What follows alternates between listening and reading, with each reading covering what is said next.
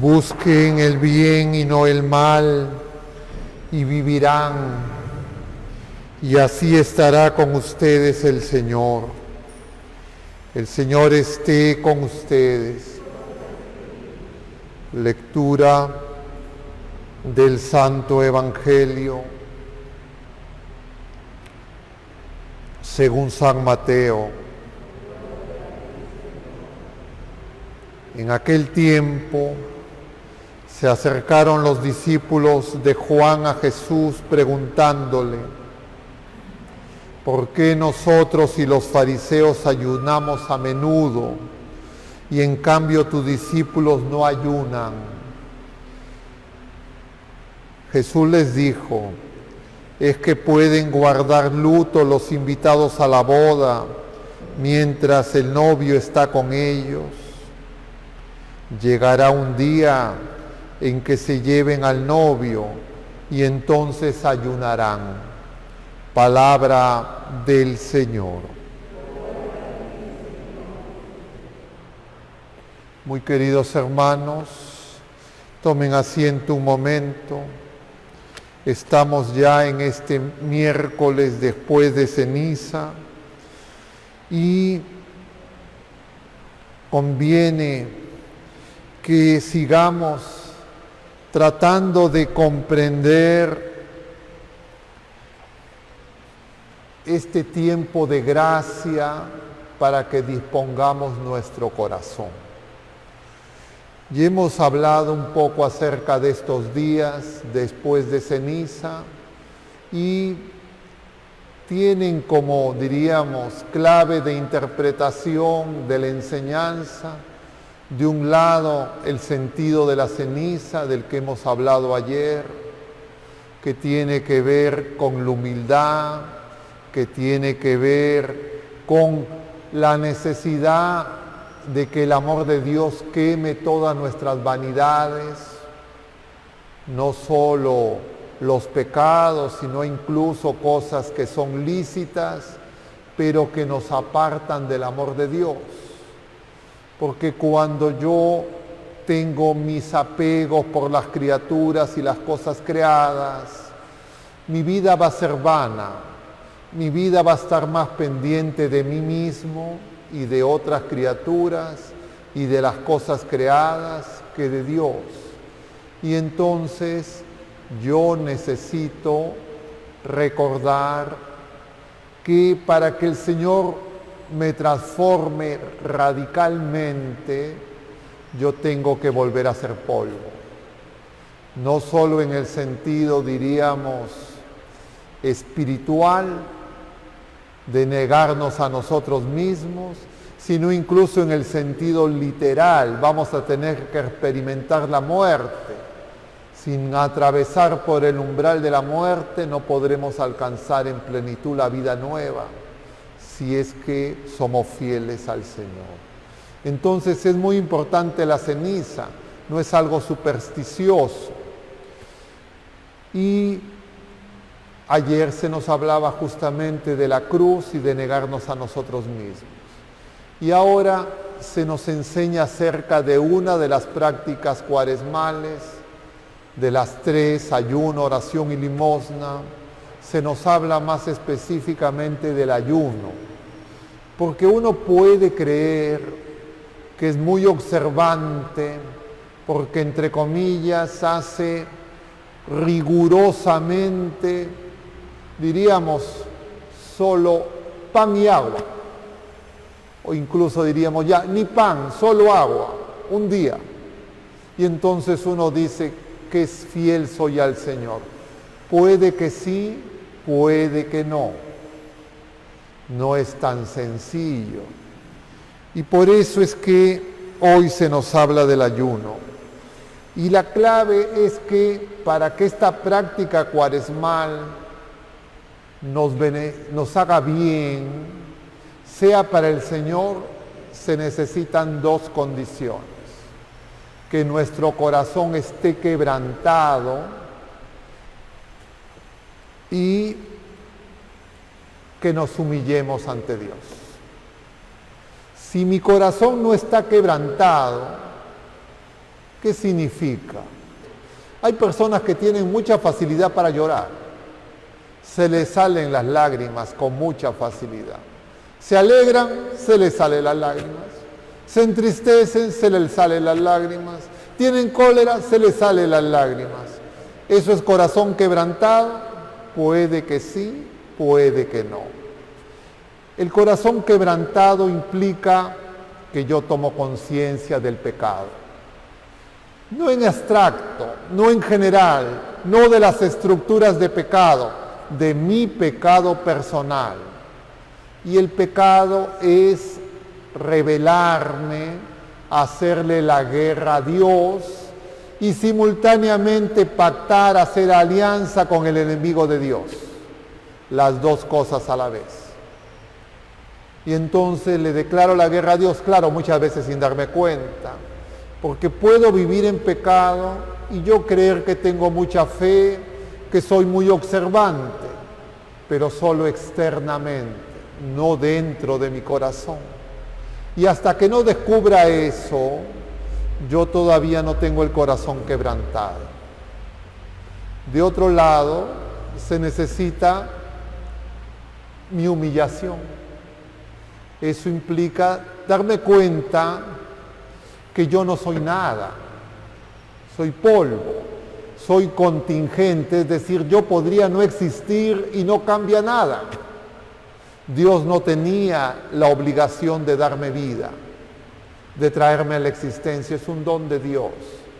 Pero en el tiempo presente, en esta cultura contemporánea, moderna y posmoderna, surge la idea a veces muy perversa de creer que nosotros tenemos derecho con Dios, que le podemos exigir.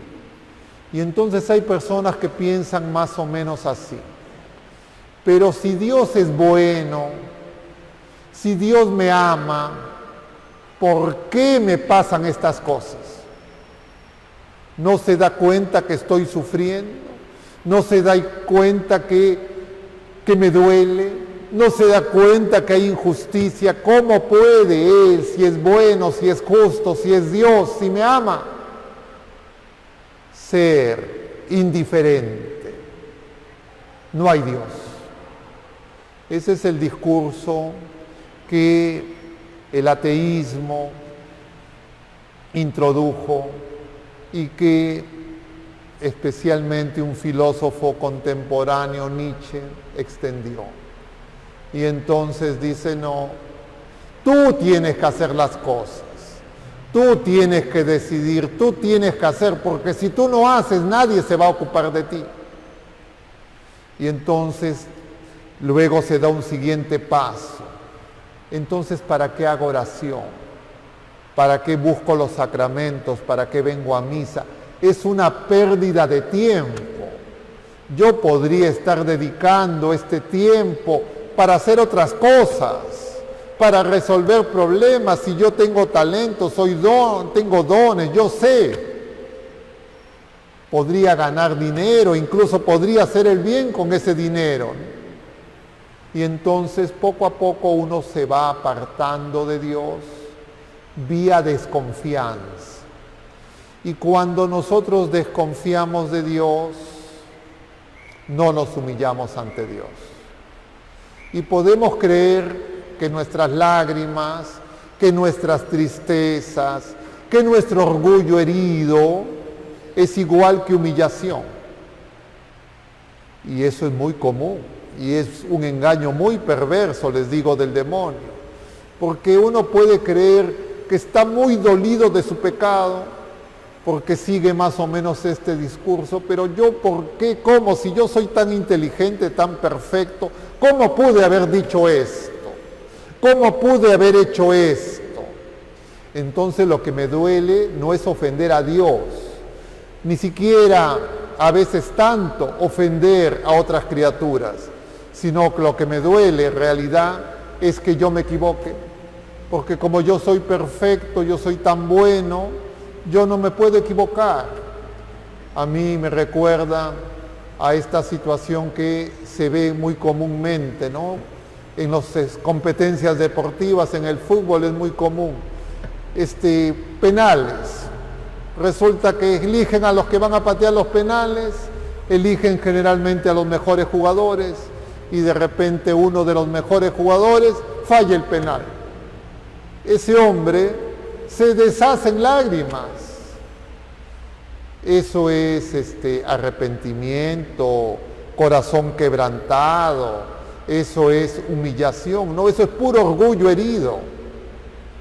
Ni siquiera es amor, sino es cómo yo pude fallar. Y por eso nosotros en este tiempo necesitamos pensar realmente y sinceramente si estamos y permanecemos con el Señor o si nos hemos apartado de Él. Y entonces yo tengo que llegar a la conclusión que soy pecador. Y cuando llego a la conclusión que soy pecador, no me escandalizo, qué barbaridad, encontré una mosca en mi plato. No, es la verdad de mi ser, soy pecador. Claro, distintos pecados, a veces ya no pecados públicos, a veces ya pecados no tan escandalosos, pero sí una soberbia muy grande, escondida, disimulada, disfrazada.